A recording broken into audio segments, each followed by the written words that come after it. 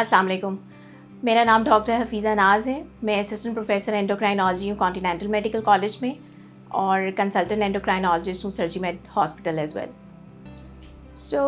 रमज़ान का महीना आने वाला है, कुछ ही दिनों में आमद है और इसके अंदर सबसे ज़्यादा हमारे जो शुगर के मरीज़ हैं या जो लोग जिनको ज़ियाबतीस का मर्ज़ है, वो इस बारे में जानना बहुत उनके लिए ज़रूरी होता है कि रमज़ान के अंदर क्या खाएं या रमज़ान के अंदर खाने का स्केड्यूल क्या हो, या रमज़ान के अंदर हम ऐसी कौन सी खुराक इस्तेमाल कर सकते हैं जिससे हमारे ज़ियाबतीस का कंट्रोल भी ख़राब ना हो और इस महीने का हम ज़्यादा से ज़्यादा फ़ायदा भी उठा सकें।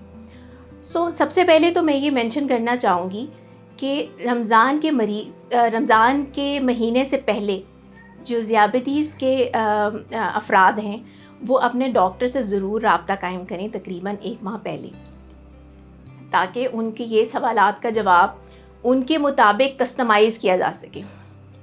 उनकी ज़िंदगी या उनके मामूलात के मुताबिक डॉक्टर उनका स्केड्यूल अच्छी तरीके से उनको समझा सके, उनकी दवाइयाँ रिवाइज़ कर सकते हो। ये अज़हद ज़रूरी है, इस पॉइंट को हम इसके बगैर हमें आगे जाना मुश्किल है। जो अमूमन सवाल होते हैं वो ये कि क्या खाया जाए।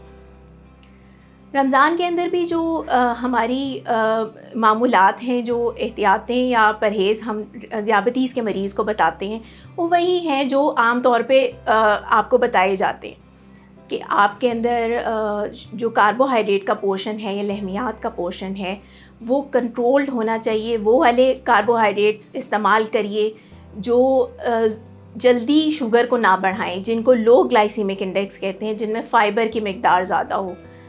उनके अंदर बड़ी वाइज चॉइसेस हैं। अगर आप चूँकि पाकिस्तानी अमूमी तौर पर रोटी का इस्तेमाल करते हैं, तो जो आटा इस्तेमाल करिए उसके अंदर वो वाइट आटा या प्रोसेस्ड आटा ना हो, वो मोटा पिसा हुआ आटा हो, बग़ैर छान के आटा हो, और अगर ऐसा मुमकिन नहीं तो उसमें बराबर की मिकदार का चोकर मिलाकर उसको ज़्यादा फ़ायदेमंद बनाया जा सकता है।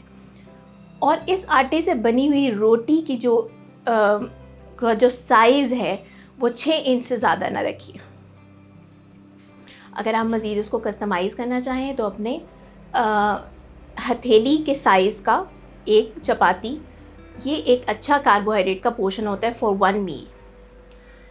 उसका एक तो ये कार्बोहाइड्रेट्स बड़े इंपॉर्टेंट हैं कि आप इसके अंदर कौन सी चॉइसेस आप रखें, जैसे होल फ्रूट या जो सब्ज़ियां हैं, फल हैं छिलके समेत, वो ज़्यादा अच्छे कार्बोहाइड्रेट के चॉइसेस हैं एज़ कम्पेयर टू कि आप इनके जूसेस इस्तेमाल करें या चीनी वाली अशिया इस्तेमाल करें या कोई कोला ड्रिंक्स इस्तेमाल करें या वो जूसेस, फ्रेश जूसेस जिनमें चीनी का इस्तेमाल हो, चीनी डली हुई हो, वो इस्तेमाल करें। उनसे बेहतर चॉइसेस जो हैं वो ये हैं कार्बोहाइड्रेट के फ्रूट के पोर्शंस जो आप होल फ्रूट खा सकें। ठीक, इसके बाद प्रोटीन्स जो हैं वो बड़े इंपॉर्टेंट हैं। हम अक्सर जो हैं वो रोटी के ऊपर ज़्यादा एम्फसाइज़ कर रहे होते हैं, ज़्यादा उसके ऊपर तवज्जो दे रहे होते हैं और प्रोटीन के पोर्शन को हम भूल जाते हैं।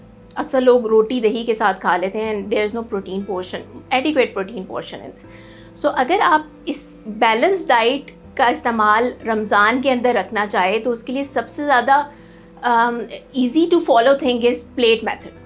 अगर आप 9 इंचेस की या रेगुलर घर की एक प्लेट लीजिए तो उसको आधे पोर्शन, उसका जो आधा पोर्शन है उसमें सब्ज़ियाँ या फल होने चाहिए, ठीक है, और जो बाकी का आधा पोर्शन प्लेट का है उसके 1/4 के अंदर रोटी का पोर्शन है एंड 1/4 इज़ प्रोटीन का पोर्शन।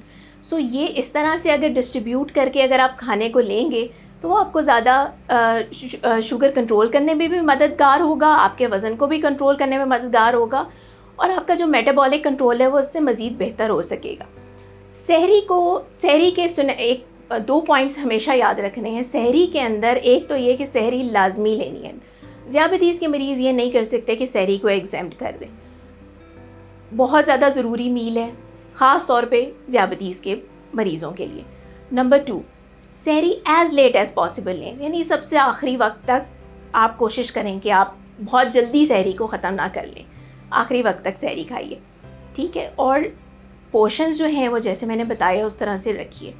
सहरी के अंदर अच्छा फ़ैट लेना और अच्छी प्रोटीन लेना बहुत ज़रूरी है क्योंकि आपने बाकी के दिन का रोज़ा भी गुजारना है।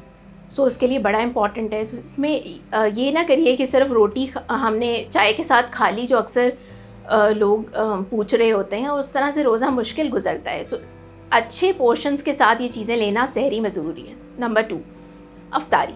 अफ्तारी के अंदर अगर आप सारा दिन का रोज़ा गुजारते हैं तो उसके बाद सबसे ज़्यादा कमी जो है वो पानी की होती है। तो ज़्यादातर लोग ये प्रेफर करते हैं कि हम पानी के साथ रोज़ा अफ्तार करें या कोई ड्रिंक्स लें। सो उसमें ये मैं कहूँगी कि जो अफ्तारी का मील है वो भूख के बाद, चूँकि ज़्यादा भूख लगी होती है, उस वक्त सब कुछ इकट्ठा खाना एक अच्छी चॉइस नहीं होगी। उसको अगर आप 3 हिस्सों में बांट लें। नंबर 1, अफ्तारी के रोज़ा खोलने के लिए आप पानी और 2 खजूरें ले लीजिए। उसके बाद आप मगरिब की नमाज़ का वक्फ़ा लीजिए, और उसके बाद आप अपना मेन मील लीजिए मगरिब के नमाज़ के वक्त। Main meal should be like this कि रोटी है, सालन है, आपका सैलड का पोर्शन है, आप उसको वेरिएट कर सकते हैं। इसके बाद आप तरावी का वक्फ़े के बाद आप एक स्नैक ऐड कर सकते हैं। जो अगर फ्रूट चाट वगैरह लेना चाहते हैं तो केले के बगैर की फ्रूट चाट आप तरावी के बाद ले सकते हैं। सो अगर आप सारे मील को, यानी इसमें आपने अगर 2 पकौड़े भी ले लिए स्नैक के तौर पे, दैट्स फाइन, लेकिन आपने डिस्ट्रीब्यूशन ऑफ मील ऐसे किया कि 3 हिस्सों में बांट दिया। पानी वाला और खजूर का पोर्शन आपका रोज़ा अफ्तार करने के लिए, दरमियान में मेन मील, और एंड जो है वो आपका कोई स्नैक बेड टाइम के ऊपर अगर ले लें तो ये बहुत अच्छा आपका मील कवर कर लेगा, और इस तरह से एकदम से शुगर बढ़ने का ख़तरा भी नहीं होगा। हाँ, जो आपकी दवाइयाँ हैं वो ज़रूर आपने मद्देनज़र रखनी है, उनको बाकायदगी से और रेगुलरली, और जिस तरह से डॉक्टर ने एडवाइस किया है कि खाने से पहले अगर हैं तो आप अफ्तारी के पानी के साथ ले लेंगे, और अगर खाने के बाद हैं तो आप मेन मील के फ़ौरन बाद लीजिएगा।